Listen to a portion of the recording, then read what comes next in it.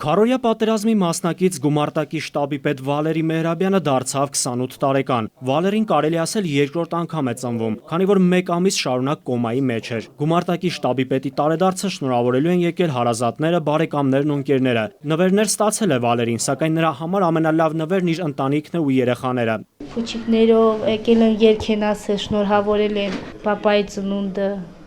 Պապանը շատ ուրախացել է։ Վալերին վաղ առավոտից շնորհավորանքները ստանում նաև զինծառայող ընկերներից, Զորամասի հրամկազմից։ Նա անցած մայիսի 10-ն էլ լավ է հիշում, զինվոր ընկերների հետ էր նշում խաղաղ պայմաններում։ Մարտական ընկերները Արցախում ծառայող զինակից ընկերները Վալերիին շտապ ապաքինում են մաղթում։ Ռուսաստանի բարեկամներից,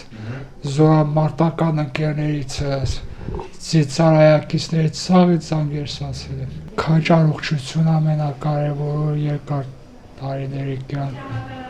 ամենալավն են ցանկացել։ Կապիտան Մեհրաբյանը մարտական ծառայության մեդալակիր է, զորավարժություններում միշտ բարձր արդյունքներ է արձանագրել։ Հարազատները պատմում են, որ Վալերին հոր ճամփով է գնում։ Հայրը Իվանը Արցախյան պատերազմի մասնակից է եղել։ Վալերին հոր նման խիզախ ու հայրենասեր հրամանատար է։ Ինքը իր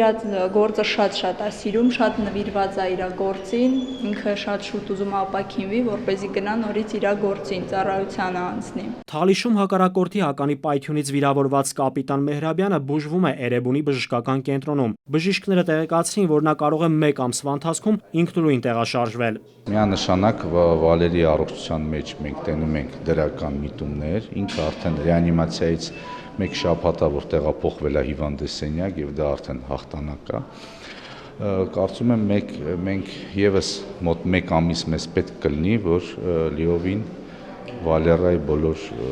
բաները ապաքինվեն։ Վալերին եւս վստահ է, շուտ կապաքինվի ու կգնա զինակից ընկերների մոտ։ Հաջորդ մայիսի 10-ը Ստեփանակերտում զինծառայող ընկերների ու ընտանիքի հետ նշելու։ Նաիրի Մուրադյան, Խաչատուր Եսայան, ժամը լրատվական։